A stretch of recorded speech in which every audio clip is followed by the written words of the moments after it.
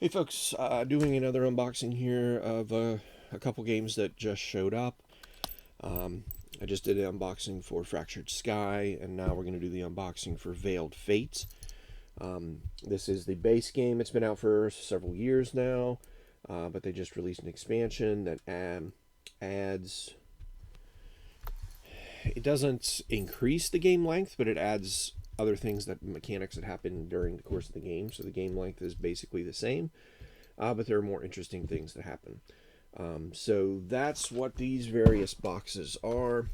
We're gonna just go ahead and unbox the base game, and then we'll move on to the other things. I also got sleeves for the expansion as well as the base game, and I did get the renewal die. Actually, let's just open that one up real quick. So this is used in place of one of the mechanics. I don't remember which one, but it's just going to be a die here.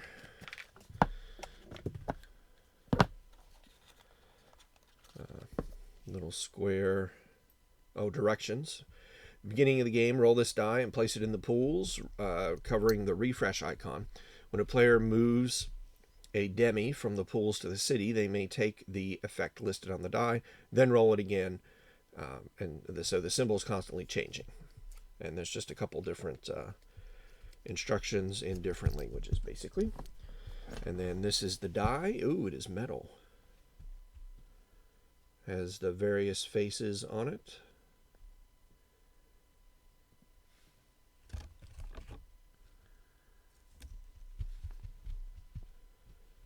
Basically a D12. And that's it. So that'll be interesting. I'm sure I'll be able to get that into the box. Alright, so let's go to the base box here. Now, I did not get the wooden board, but I did get the plastic center city piece. The wooden board was just too expensive. I think it was $200 for the wooden board. Just a little too steep in my opinion, but it is what it is. Alright, so let's get this open up. This is a hidden, not a hidden roll, but a hidden, your hidden influence game, I guess is the best way to describe it. You're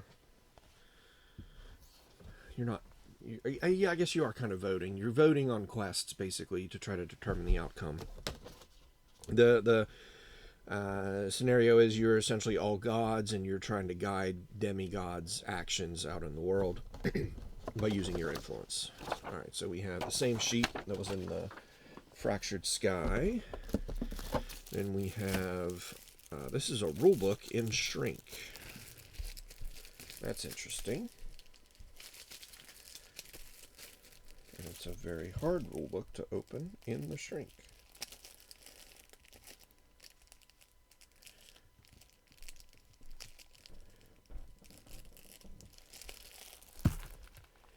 See if I can cut it. There we go.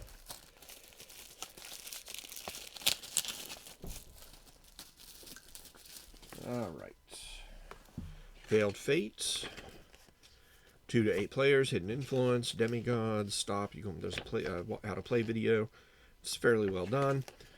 I've got a table of contents here. How to assemble the board. Where to place the demigod, set up the cards. So that's all nice. I did not see. Oh, there's components. Component list. Gameplay. How to start. I did read through this rulebook already. Is fairly well done. And we're looking at roughly 35 pages, and then there's a glossary at the end. Again, no index, so a couple points there. We can dock them. Then we have the demigods here. So we have the demigods all in different colors. These tokens are the victory point trackers for the demigods. And they're plastic. Pretty decent amount of detail. And then basically at the beginning of the game, you're going to be dealt randomly one of the demigods. Face down, that's your hidden information of the demigod you're trying to influence. Let's see here. This is one giant tray. Let's go ahead and get this opened. This is the first player token. This is plastic. I believe there is a metal version of all of this stuff. Then we have several different bricks of cards. So we have a brick of standard sized cards. I believe these are the city cards. We have the mini cards here. I believe these are the fake cards. Oh, here's another token. Piece of plastic. I guess that goes right there. I don't think that's really going to sit in there too well. These are the fate cards, I believe. So these are the cards you're going to be drawing into your hand. This is what you use to vote with when you send a demigod on a quest. You're going to put one of these face down. Once all the quest spots are filled up for that particular quest, you take all these cards, you shuffle them up, and you reveal the results. And that way you don't know who sort of contributed what. There's two main different types of these cards. One is feathers, one is scorpions. I guess you could technically think of them as good and bad, but it's more just which outcomes you want. The scorpion outcomes or the feather outcomes. So those are the fate cards. We have the God Power cards. These were replaced. So it basically tells you what your God powers are, and then it gives you a list of all the demigods on the back. These are replaced with the expansion, and supposedly this expansion, the Tribunal expansion, is basically you should play with it all the time. So these cards will get replaced. And then we have the council. These are the quest cards. These are the quest cards. So you're gonna put your demigod. You're gonna be able to move demigods, all the demigods, not just yours, onto these spots. And then you can see if the feathers win, then these are the rewards. If the scorpions win, then these are the rewards. So we'll just put all that back there. Not sure what goes in this bottom slot. Just like that. Okay. Protective piece, like that. We have, this is the coin of fate. So this is an actual metal coin. You can see we've got the feather on one side with white enamel, and then the scorpion on the other side with black enamel. There are going to be many times throughout the game where you're just going to have to flip this coin and get the result that's flipped. It could add to a quest, or it could just be to something that or a reward, etc. This is the center place for the city. This is the main city, not double-sided. The age cards go here, city cards, and then some fate cards. Then we have the outer pieces that go around the outside. These are all in shrink. See if I can open these up real quick. So there was a wooden board version of this that, again, I said it was $200. It looked very nice. I just thought it was just a bit overpriced. But it was all these pieces in wooden form. They had magnets in them. They all snapped together. So here you can see there's you have the abyss and the pools. Here's the mountains. All these go into a certain order around the city. Tile that goes in the center, and you're going to be moving your people, your demis, or not yours, but any demis, between these areas, possibly going on quests, etc. The victory point tracker goes around the outside. They're not double-sided. I don't think there's anything under the insert. We will lift it up. Get these back out of here. We will lift it up to see. Nope, nothing under the insert. We'll get those back in there. And then there is the centerpiece. I will go ahead and put that back down as protection. And that's going to go right there. goes right there. What goes in here? Oh, that's probably pieces from expansion. Well, no. I don't know. I don't know. I do not know what goes in there.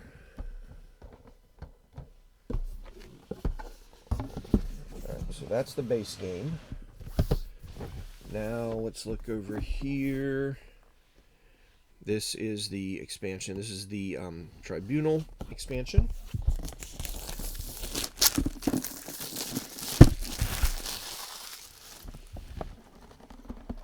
Now, all this, I think, might fit in there. We can see. We have a little rule book here, not in shrink. Component list at the beginning. This basically is an expansion of modules, so you can pick and choose which ones you want to add. Basically, the new god power and endgame rules should be added.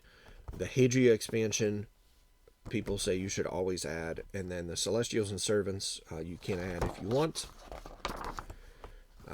But here's the base game with the new god power. They kind of reworked them. The Hadria expansion supposedly is not to be... Don't ever play the game without that expansion. And Celestials, and the Celestials basically... So this adds a 9th player to the game. And that player has a special win condition that the other players don't. So it adds another sort of unique feel to the game. So the other players are trying to basically compete to get their specific demigod with the most renown points.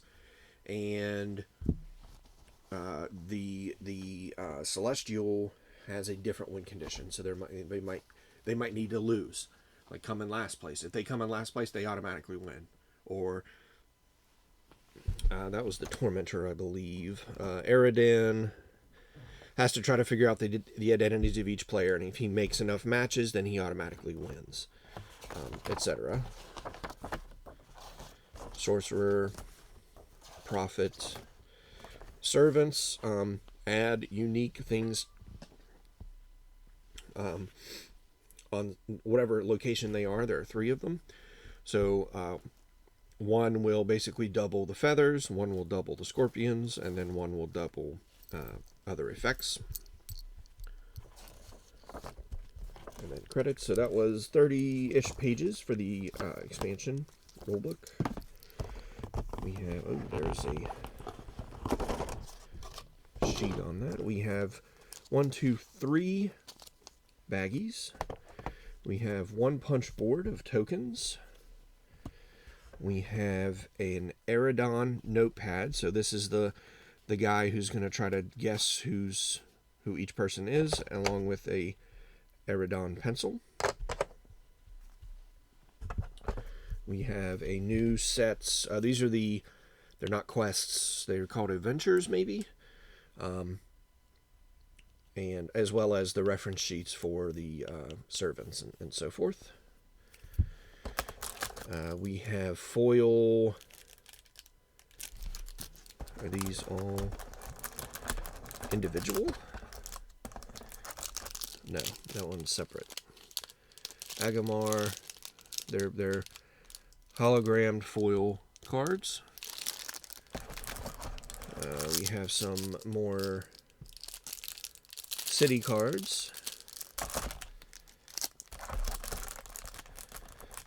We have a brick of the steward cards. And then we have the new minis for the various different things. So here's Hadria. Or Hadria. She's going to be out on the board, running around. Of course, their scoring tokens. The 3 servants down here.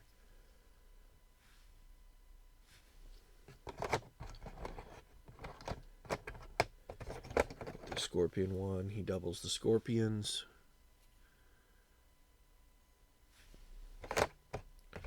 And then the dragon.